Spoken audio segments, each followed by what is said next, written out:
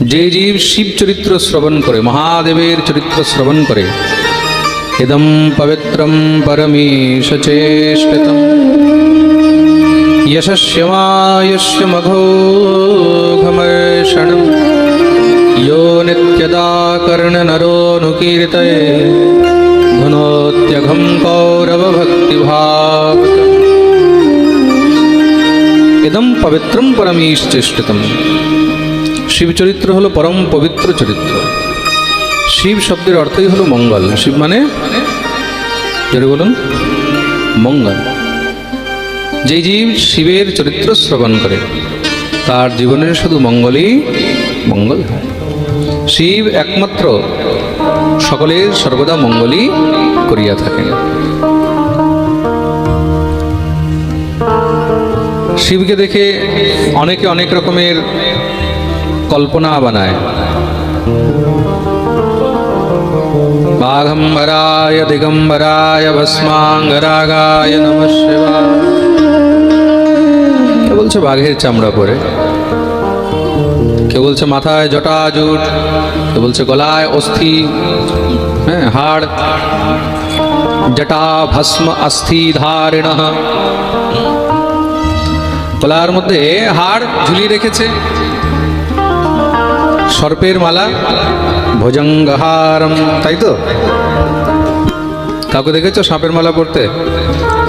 আর কানের মধ্যে যে মহাদেবের দুল আছে না, যেগুলোকে বলে কুণ্ডল, তো মহাদেবের কিসের দুল জানো? বিচ্ছু হয় না, ওইগুলো ঝুলে থাকে। প্রেম সে বলো, হ্যাঁ? এমন রূপ কার পাবে? এই রূপ ধারণ করার জন্য মহারাজ অনেক বড় বুকের পাটা চাই। প্রেম সে বলো। আর সেটা কার আছে? একমাত্র দেবাদিদেব। কোনো জিনিসের মধ্যে যার কোনো স্পৃহা নেই। সোনার লঙ্কা বানিয়েছে, সেই সোনার লঙ্কা পর্যন্ত দিয়ে দিয়েছে।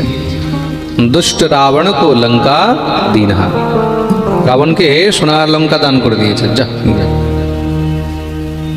কেউ পারবে? হ্যাঁ, কেউ পারবে না। সোনার ঘর বানিয়ে সোনার সাম্রাজ্য বানিয়ে দিয়ে দিয়েছে। এই হলো মহাদেব। তার জন্য মহাদেবকে অঘাড় দানী বলা হয়েছে। অঘাড় দানী, যে কিচ্ছু দেখে না, নিজের ঘর পর্যন্ত দিয়ে দিতে পারে, সেই হলো শিব। কেন? তিনি জানে যে আমার তো কাজ পাহাড়ে, জঙ্গলে, গুহার মধ্যে, গাছের নিচে বসেও চলে যাবে। আর যেরকম শঙ্কর, সেরকমই হলেন গৌরী, তার অর্ধাঙ্গিনী। যেখানে তিনি, সেখানে সহর্ষে আনন্দে ভগবতী গৌরীও থাকেন। হস্তে ক্ষমালা হৃদি কৃষ্ণ তত্ত্বম, জিহ্বাগ্রভাগোপরি কৃষ্ণ মন্ত্রম, ইয়নমস্তকে কেশবপাদতীর্থম, শিবম মহাভাগবতম নমাম্যহম। তার জন্য শিবকে মহাভাগবত বলা হয়েছে। শ্রীমদ্ ভাগবতের মধ্যে 12 জনকে মহাভাগবত বলা হয়েছে, দ্বাদশ ভাগবত। স্বয়ম্ভুর নারদো শম্ভু কুমারো কপিলো মনুহু, এদেরকে দ্বাদশ ভাগবত বলা হয়েছে। তার মধ্যে এক হলেন শম্ভু, বৈষ্ণবানাম যথা শম্ভু, যার হাতের মধ্যে রুদ্রাক্ষের মালা আছে। মহাদেব কিসের মালা জপ করেন? হ্যাঁ, তুলসী নয় কিন্তু, কিসের? রুদ্রাক্ষ। রুদ্রাক্ষ দিয়ে একটা কথা মনে পড়ছে। আমাকে এই রিসেন্টলি কিছুদিন আগে এক ভক্ত বলছে, শিব ভক্ত সে, মহারাজি রুদ্রাক্ষ যদি কেউ ধারণ করে তাহলে তো তার কোনো নিয়ম পালন কিছু করতে হয় না। তুলসী বললে না মাছ মাংস খেতে পারে না, তুলসী ধারণ করলে মদ ইত্যাদি খাওয়া যায় না, কিন্তু রুদ্রাক্ষ ধারণ করলে তো এসব করা যায়। কে বলেছে তোমাকে?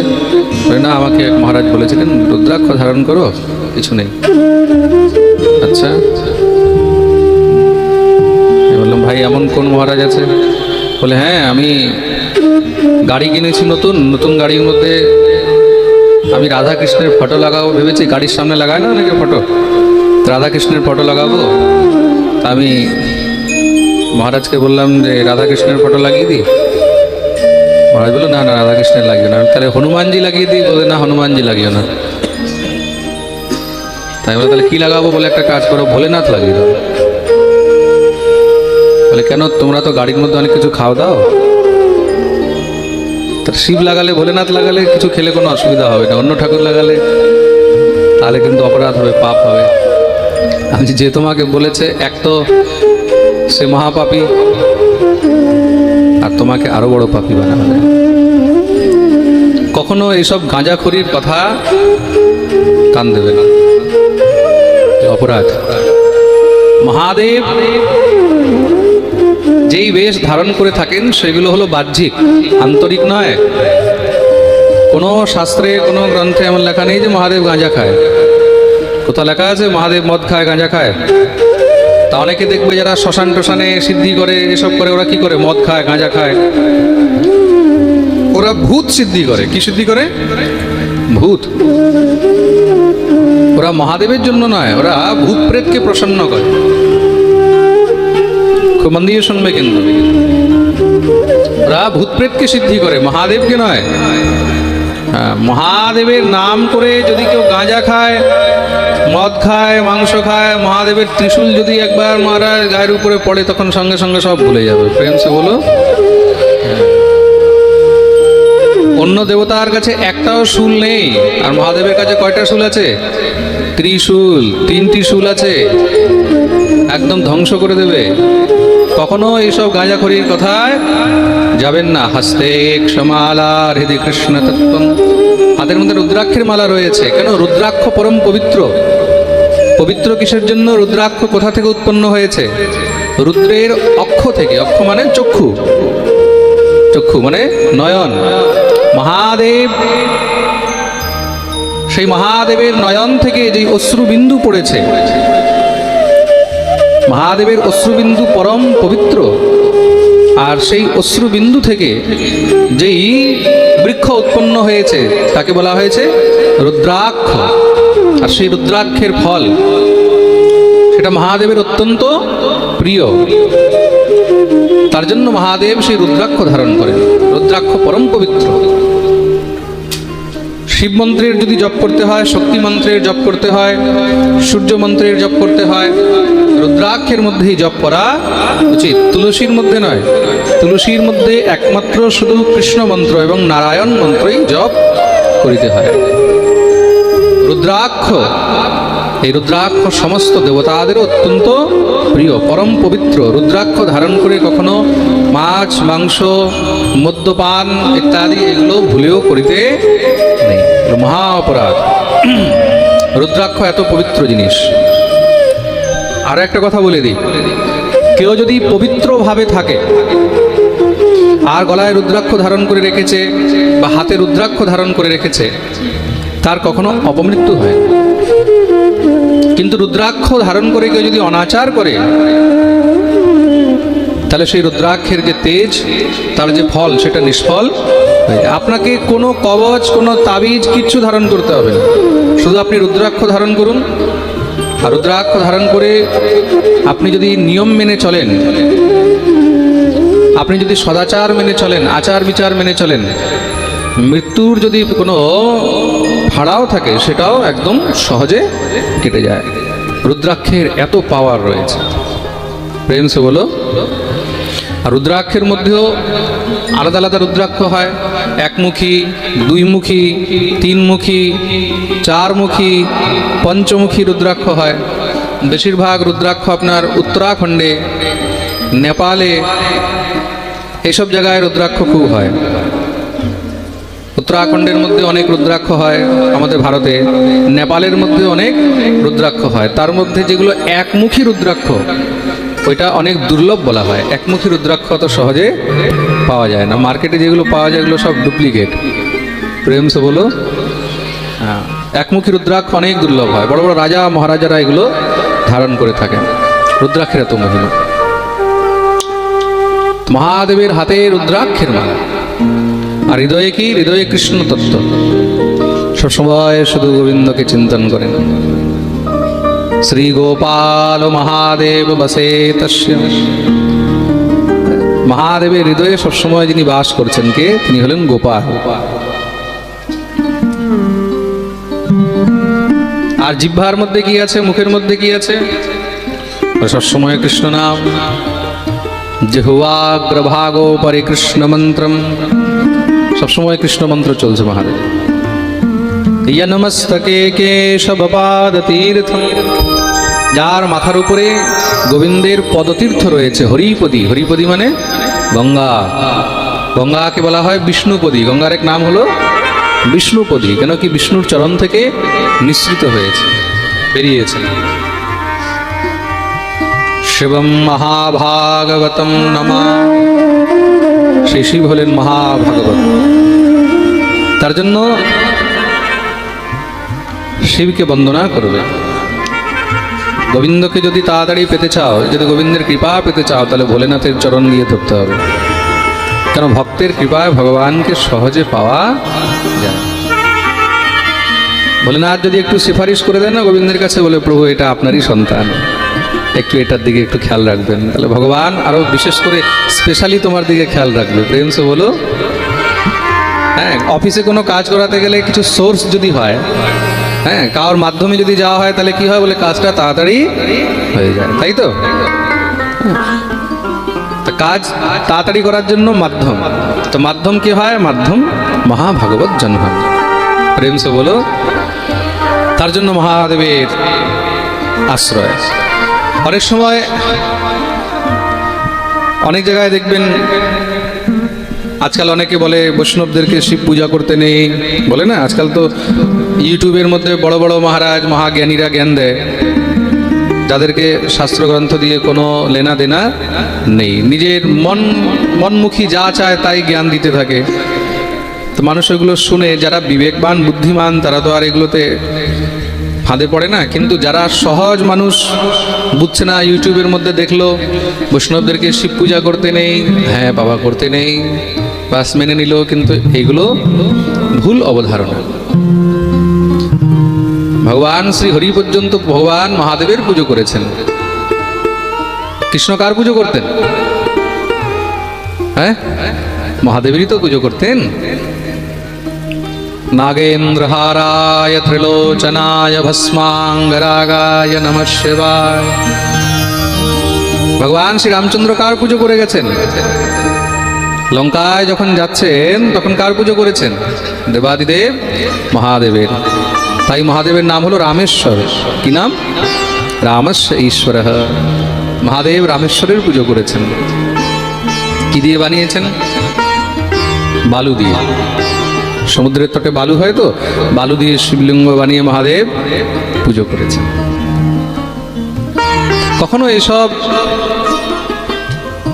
পাখণ্ড প্রলাপ, মিথ্যা প্রলাপ, এগুলোর ফাঁদে পড়বেন না। একদম নিশ্চিন্ত হয়ে মহাদেবের সেবা করবেন।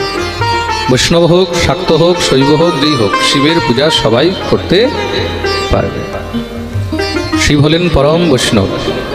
শিব অবৈষ্ণব নয়, চতুর্থ বৈষ্ণব সম্প্রদায়ের মধ্যে একটি সম্প্রদায়ের নামই হলো রুদ্র সম্প্রদায়। কি নাম?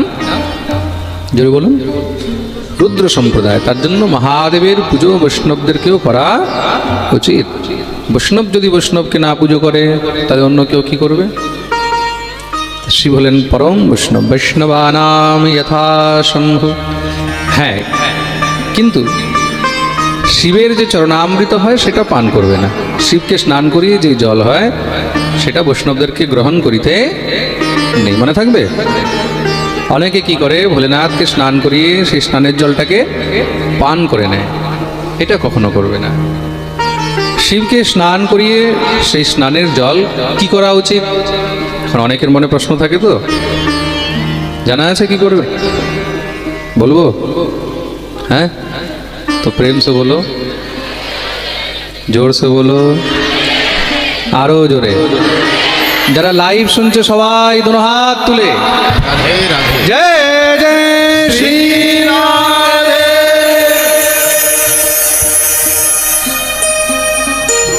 আগে আমিও জানতাম না। আমি নাসিকে গেছিলাম, ত্রম্বকেশ্বর। নাসিক আপনারা যদি কেউ গিয়ে থাকেন, দ্বাদশ জ্যোতির্লিঙ্গের মধ্যে একটি হলো ত্রম্বকেশ্বর, মহারাষ্ট্রের নাসিকে আছে। তো বহুত আগের কথা, নাসিকে কুম্ভ মেলা ছিল। সেই সময় আমি কুম্ভ মেলাতে পাঠ করছি।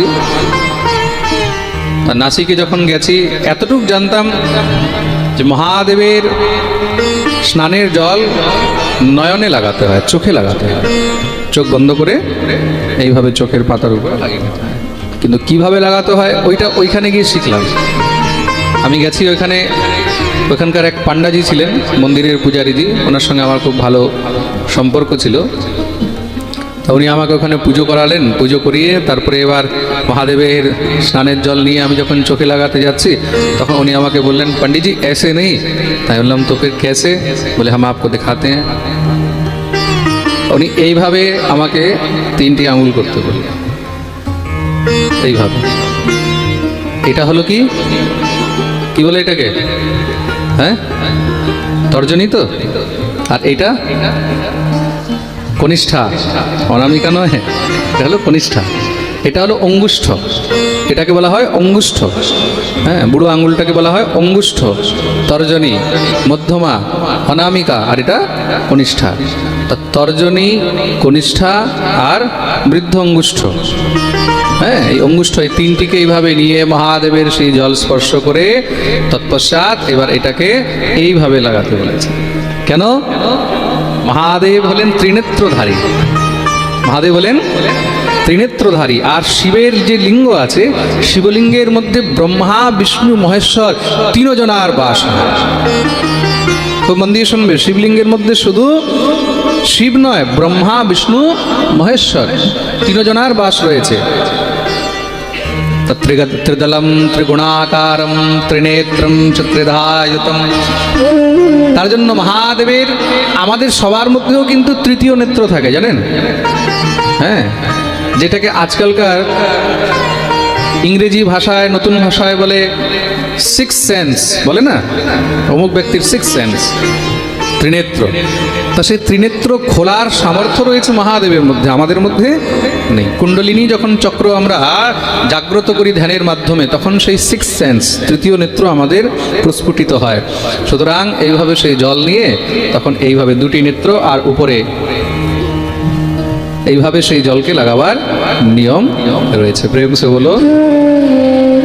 প্রথম কথা হলো, এটা তো আমি আপনাদেরকে আরো ডিটেলে বললাম, কিন্তু সহজ ভাষায় সবাই এটাই জেনে নেবে যে মহাদেবের চরণামৃত বা শিবকে স্নান করিয়ে জল পান করতে নেই, নয়নে লাগানো উচিত। কোথায়? 2টি চোখে লাগাবে। আর অনেকে এই জিনিসটা যদি ঠিক মতন না করতে পারে, না বুঝতে পারে, কোনো আপত্তি নেই। এটা হলো বিশেষ জিনিস, আলাদা, এক্সট্রা। কিন্তু সহজভাবে আপনারা এইভাবে চোখের মধ্যেও লাগাতে পারেন। প্রেম সে বলো। বলিয়ে শিব শঙ্কর ভগবান কি জয়। 2 পুত্রের বংশ বর্ণনা আরম্ভ করলেন। মনু মহারাজের 2 পুত্র, প্রিয়ব্রত আর উত্তানপাদ। প্রিয়ব্রত, উত্তানপাদ। সর্বপ্রথম প্রিয়ব্রতকে পিতা মনু মহারাজ রাজ্য দিয়েছেন। প্রিয়ব্রত সেই সব পরিত্যাগ করে দিয়ে বনগমন করলেন। বলে, বাবা, এগুলোর মধ্যে আমার মন নেই। উত্তানপাদকে বললেন, এবার তুমি সামলাও। বড় ভাই নিজের অধিকার ত্যাগ করেছেন, ছোট ভাই রাজা হলেন, বিবাহ হয়েছে। তার অর্ধাঙ্গিনীর নাম হলো সুনীতি। ভগবতী সুনীতি থেকে কোনো সন্তান হয়নি, তার জন্য 2য় বিবাহ করলেন। বিবাহের প্রয়োজন কি? বলে, পুত্রস্য উৎপাদনে। মন দিয়ে শুনবে, পুত্রের উৎপত্তির জন্য, সন্তানের উৎপত্তির জন্যই বিবাহ করা হয়, অন্যথা বিবাহের কোনো প্রয়োজন নেই। না হলে বলছে তখন সাধু হয়ে যাবে, সন্ন্যাসী হয়ে যাবে, ত্যাগী হয়ে যাবে, বৈরাগী হয়ে যাবে। বিবাহ করে তৎপশ্চাৎ কেউ যদি বিবাহ করেও সন্ততি উৎপন্ন না করে, তখন সেটাও কিন্তু দোষ হয়, তাতে পিতৃগণ রুষ্ট হন। পিতৃগণ কি দেখেন? বলে, বিবাহ করেছে, তাহলে সে সন্ততি উৎপন্ন করবে। পুত্রার্থে ক্রিয়তে ভার্যা পুত্রপিণ্ড প্রয়োজনম। কেন? তাতে বংশবৃদ্ধি হবে। তখন পিতৃগণ আশীর্বাদ দেয় যেন বংশবৃদ্ধি হোক। বংশবৃদ্ধি হলে কি হবে? তারা আমাদের নামে শ্রাদ্ধ করবে, বছর বছর শ্রাদ্ধ করবে, পিণ্ডদান করবে। তা শ্রাদ্ধ করলে, পিণ্ডদান করলে তখন কি হবে? পিতৃগণ সেখানে খাবার পাবে। আমরা পিতৃগণের নিমিত্তে এখানে যে অর্পণ করি, ওগুলো পিতৃগণ ওখানে পায়। তাতে তারা খুশি হয়, আনন্দিত হয়। যারা পিতৃগণের নিমিত্তে কোনো সৎকর্ম করে না, তখন পিতৃগণ রুষ্ট হয়ে তাদেরকে অভিশাপ দেয়। আমাদের বংশে জন্ম নিয়ে আমাদের নিমিত্তে কিছুই করছে না, তাহলে এদের থাকা থেকে না থাকাই বেশি ভালো, বলেই বংশ নাশ হয়ে যায়। তখন তাদের উপরে পিতৃদোষ লাগে। কি লাগে? পিতৃদোষ লাগে। তার জন্য পুত্রার্থে ক্রিয়তে ভার্য, পুত্রপিণ্ড প্রয়োজন। পুত্রের উৎপত্তির জন্য, সন্ততির প্রাপ্তির জন্য বিবাহ করা উচিত। দ্বিতীয় বিবাহ করলেন, নাম হলো সুরুচি। ভগবতী সুরুচি যখন থেকে এসেছেন, রাজা সুরুচির প্রতি মোহিত হয়ে গেছেন, আকর্ষিত হয়ে গেছেন, সুনীতির প্রতি উদাসীন হয়ে গেলেন।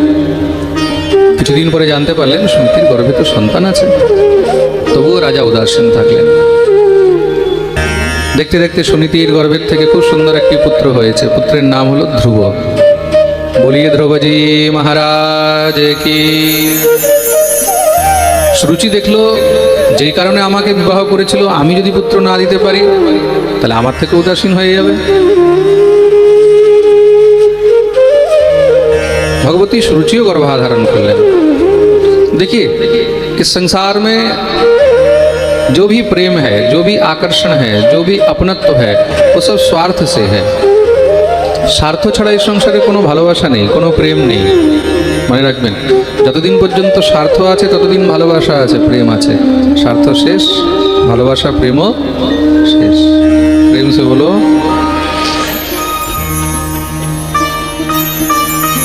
স্বার্থ শেষ, সব শেষ। আপনি মনে করবেন না যে আমাকে খুব ভালোবাসছে, আমাকে খুব ভালোবাসছে। ভালো এই কারণে বাসছে কেন কি আপনাকে নিয়ে নিশ্চয়ই কিছু স্বার্থ রয়েছে। স্বার্থ না হলে যখন মানুষ বিছানায় পড়ে যায় না, তখন যে এত ভালোবাসছিল সেই তখন বলে যে যত তাড়াতাড়ি মরে যায় ততই ভালো। প্রেম সে বলো, বলো না আরো জোরে, আরো জোরে, আরো জোরে। জয় জয় শ্রী রাধে।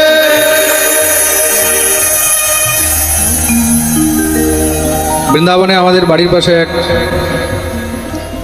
বুড়ো বাবা থাকতেন, ওনার সঙ্গে এক মাতাজিও থাকতেন। মাতাজি অসুস্থ হয়ে গেছে, বয়স হয়েছে তো, হসপিটালে ভর্তি হয়েছে।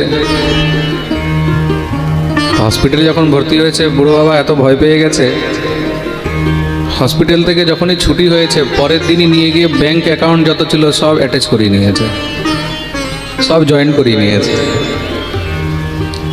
আচ্ছা আমি কি করে জানলাম? আমাকেই নিয়ে গেছিল ব্যাংকে। বলে বাবা তুমি একটু চলো আমার সঙ্গে ব্যাংকে। বলে কেন? বলে এই যে তোমার মাতাজি আছে, শরীর অসুস্থ তো, তা ভাবছি অ্যাকাউন্টটা জয়েন করিয়ে নি। কেন? বলে কোন সময় যদি মরে যায়, মরে গেলে বলে অ্যাকাউন্টের টাকাগুলো বের করতে অসুবিধা হবে। হা হা হা, না বাপ বড়া না ভैया सबसे बड़ा।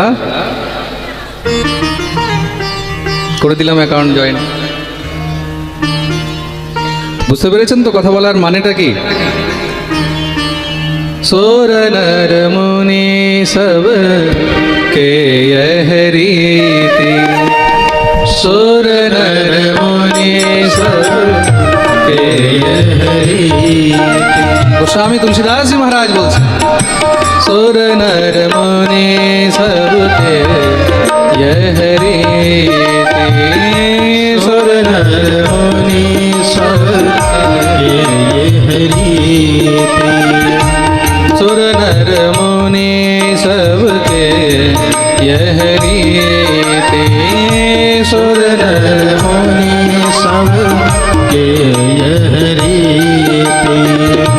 स्वार्थ लागी करहि सब प्रीति, स्वार्थ लागी करहि सब प्रीति, सुर नर मुनि सबके यह रीति, सुर नर मुनि सबके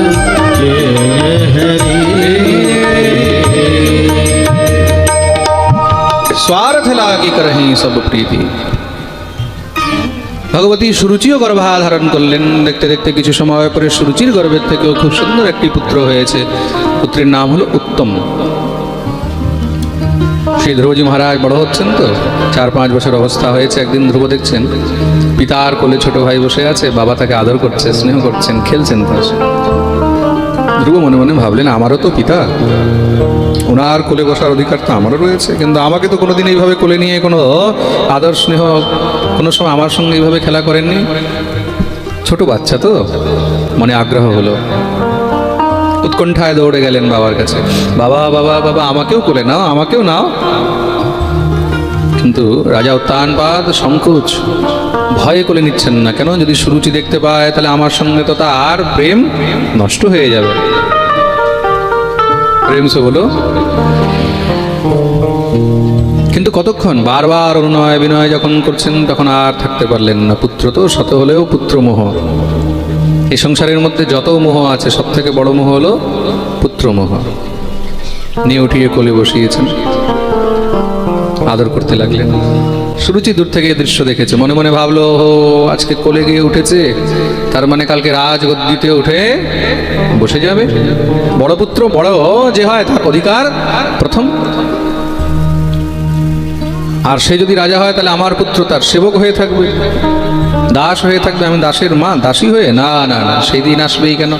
দৌড়ে গিয়ে মহারাজের কোলের থেকে টেনে নিচে নামিয়ে দিলেন।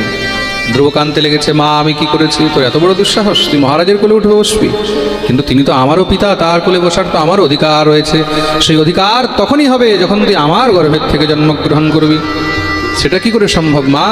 তপসারাধ্য পুরুষং তস্যৈবানুগ্রহেণ মে গর্ভে ত্বং সাধয়াত্মানম যদিচ্ছসি নৃপাসনম যদিচ্ছসি নৃপাসনম। যাও, তার জন্য তুমি গিয়ে তপস্যা করো, তপস্যা করে আমার গর্ভের থেকে আবার জন্মগ্রহণ করো। ধ্রুব কাঁদতে কাঁদতে মায়ের কাছে গেলেন। ভগবতী সুনীতি বুকে জড়িয়ে ধরেছেন। কি হয়েছে বাবা?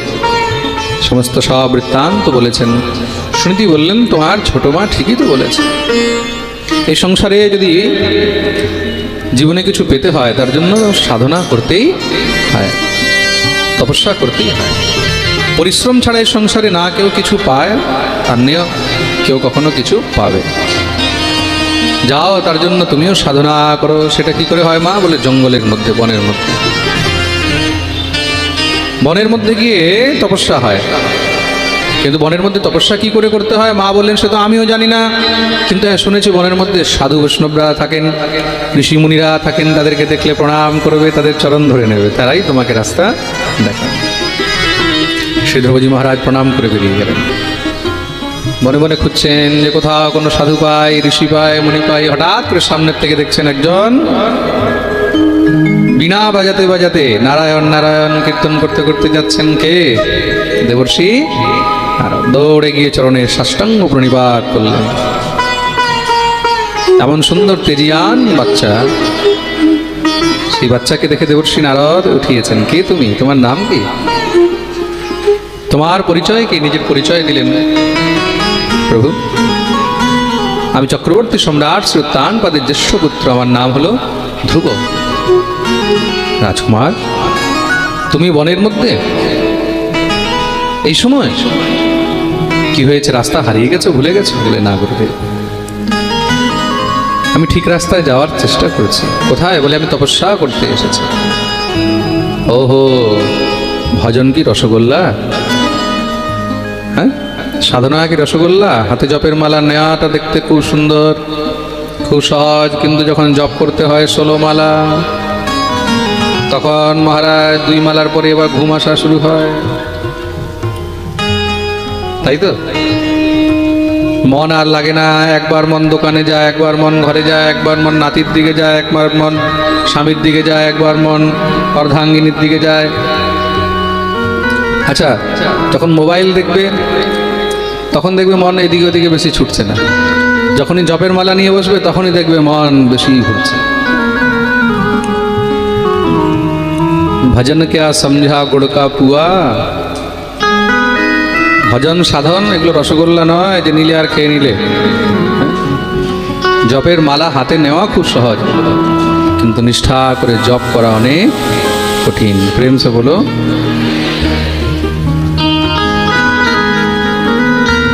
এই জপের মালা নিয়ে আজকে কে জানি একটা প্রশ্ন করেছিল আমার কাছে লিখে। কে ছিল? তুমি? উঠে দাঁড়াও, এ দেখাও, ক্যামেরা में দেখাও, উঠে দাঁড়াও, দাঁড়াও দাঁড়াও। প্রশ্ন করেছিলে না জপের মালা নিয়ে। কি নাম তোমার? এই নাম কি? নিতাই চন্দ্র কীর্তনিয়া। নিতাই বাবু খুব সুন্দর একটি প্রশ্ন করেছেন। প্রশ্নটা কি ছিল জানি? পাঠের মধ্যে পাঠে বসে কি জপ করা উচিত? হ্যাঁ, এটাই না? অনেক জায়গায় এরকম হয়, তাই তো? অনেকের মনে হয়তো এই প্রশ্ন আছে হবে যে পাঠের মধ্যে বসে কি জপ করা উচিত কিনা। কে কে জানতে চায়? আচ্ছা, সবাই প্রেম সে বলো। দেখুন, খুব ভালো। পাঠের মধ্যে বসে জপ করা উচিত কি না শাস্ত্রের মধ্যে এটা তো মানা নেই, ঠিক আছে, কিন্তু মহাপুরুষগণ সবসময় নিষেধ করে রেখেছেন। কেন নিষেধ করেছেন? কেউ যদি পাঠে বসে জপ করছে তাতে কোনো অপরাধ নেই, কোনো পাপ নেই, কিন্তু জপ করতে কেন মানা করেন? মন তো হলো এক, দুইটা মন তো নেই, আছে কি?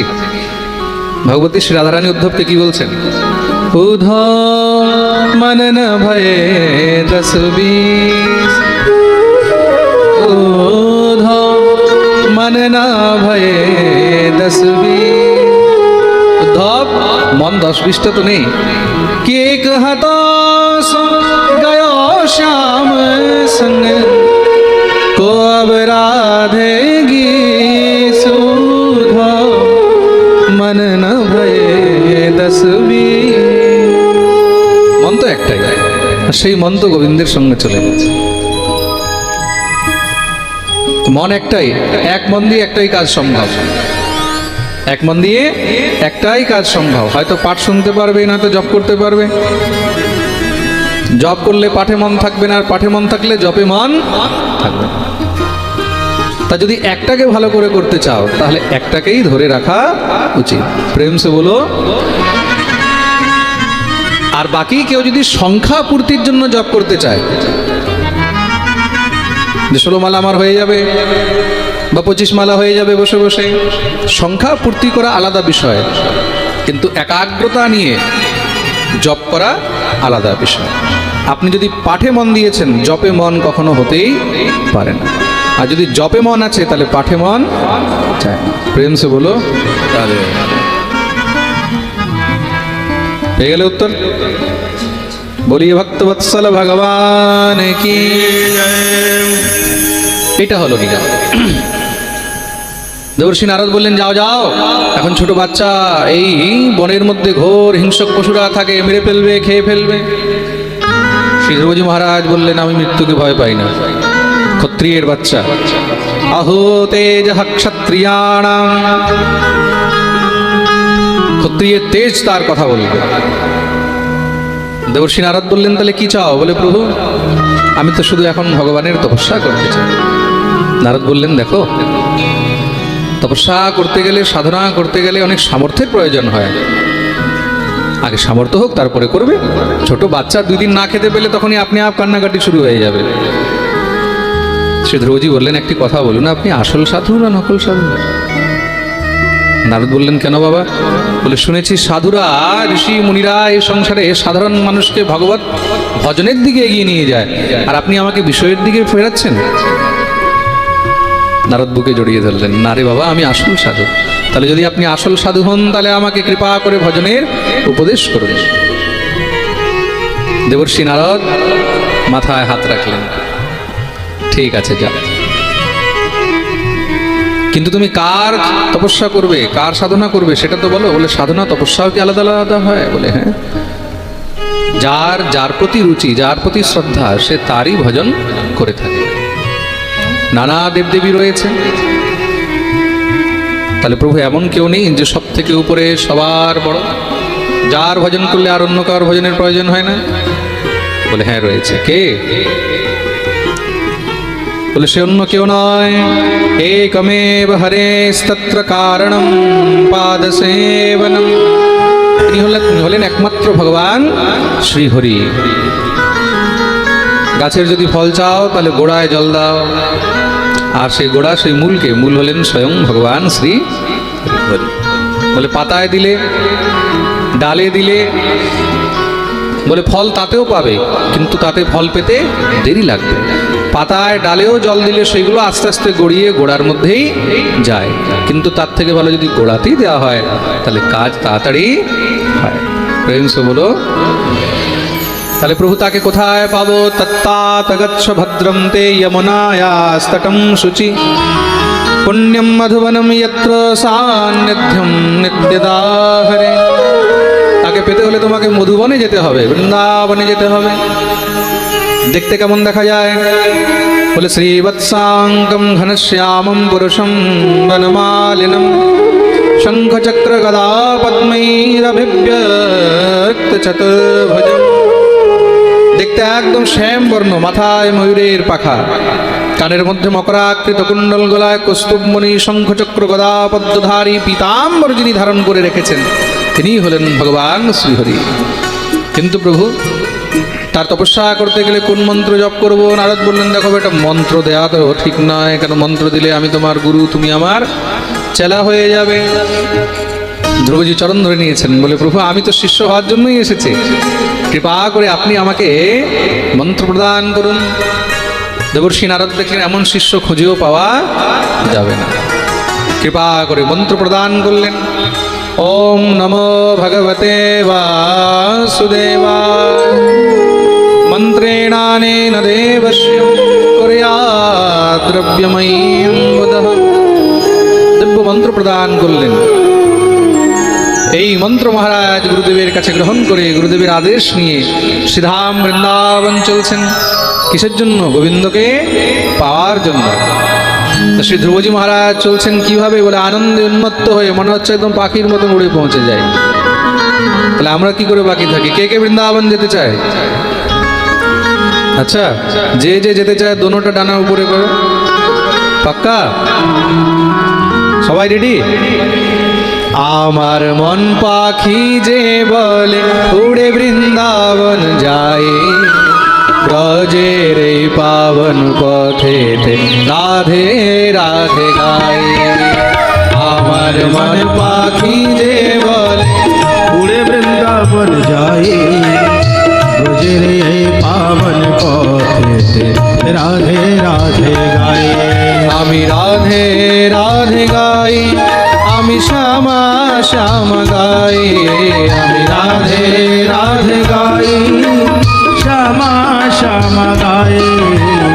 আমার মন পাখি যে বলে উড়ে বৃন্দাবন যায়, ব্রজের এই পাবন পথেতে রাধে রাধে গাই। আমার মন পাখি বলে উড়ে বৃন্দাবন যাই, ব্রজের এই পাবন পথেতে রাধে রাধে গায়। আমি রাধে রাধে গাই, আমি শ্যামা শ্যামা গাই, আমি রাধে রাধে গাই, আমি শ্যামা শ্যামা গাই। এইভাবে নয়, দুটো হাত উপরে করে তালি সবাই।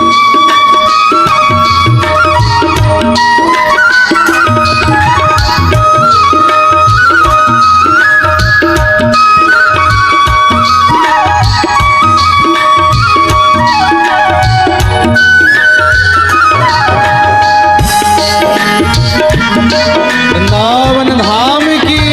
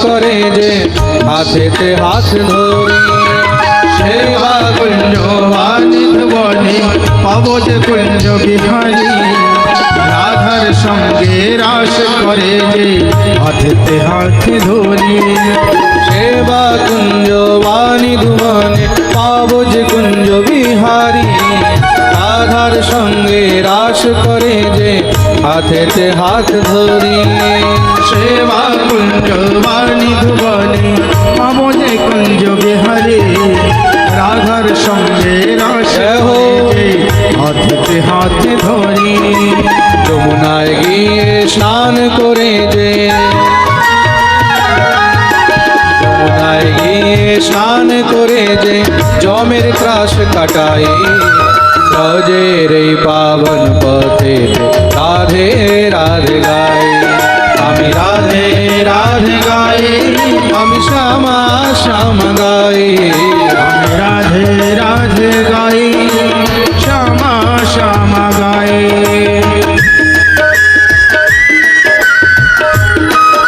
হরি বল।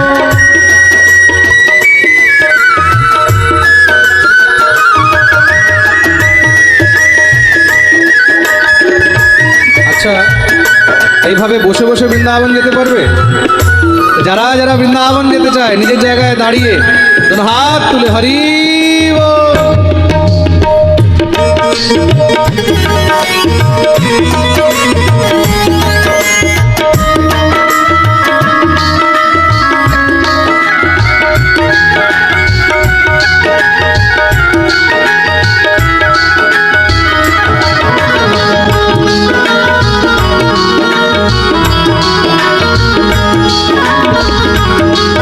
राधारमण लाल की जय।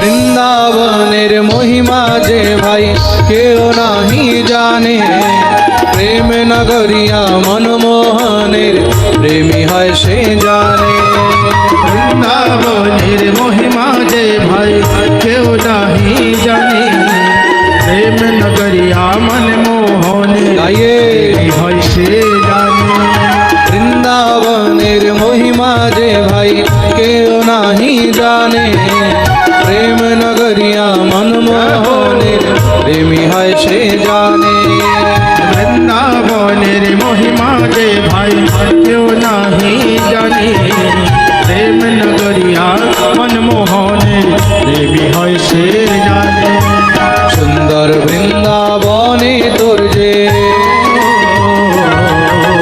সুন্দর বৃন্দাবনে তোর যে আমি লুটিয়ে যাই ব্রজের এই পাবন পথে রাধে রাধে গাই আমি রাধে রাধে গাই আমি শ্যামা শ্যাম গাই আমি রাধে রাধে গাই শ্যামা শ্যামা গাই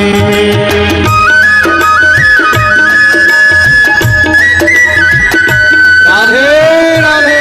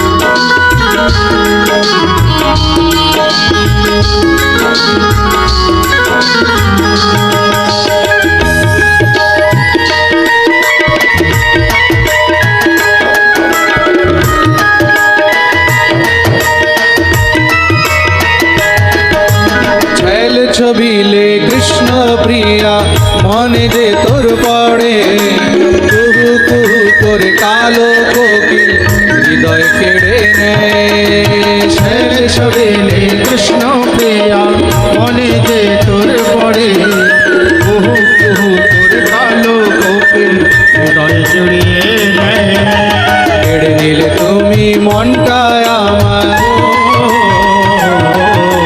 কেড়ে নিলে তুমি মনটায় আমার, আর কোথায় যে যাই ব্রজের এই পাবন পথে রাধে রাধে গাই। আমি রাধে রাধে গাই, আমি শ্যামা শ্যামা গাই। আমি রাধে রাধে গায়ে শ্যামা শ্যামা গায়ে। আমার মন পাখি যে বলে উড়ে বৃন্দাবন যাই ব্রজের এই পাবন পথে রাধে রাধে গাই। রাধে রাধে গায়ে শ্যামা শ্যামা গায়ে। রাধে রাধে গায়ে শ্যামা শ্যামা গায়ে। আমার মন পাখি যে বলে উড়ে বৃন্দাবন যায় ব্রজের এই পাবন পথে রাধে রাধে গাই। রাধে রাধে গায়ে শ্যামা শ্যামা গায়ে। রাধে রাধে গায়ে শ্যামা শ্যামা গায়ে। শ্যামা শ্যামা গাই। রাধে রাধে গায়ে রাধে রাধে গায়ে আমি শ্যামা শ্যামা গাই। আমি রাধে রাধে গায়ে শ্যামা শ্যামা গায়ে। রাধে রাধে গায়ে শ্যামা শ্যামা গায়ে। আমি রাধে রাধে গায়ে আমি শ্যামা শ্যামা গাই। বলিয়ে বৃন্দাবন ধাম কি জয়। সবাই নিজে নিজে জায়গায় বসে যাবেন, যারা যেখানে ছিলেন সেখানে।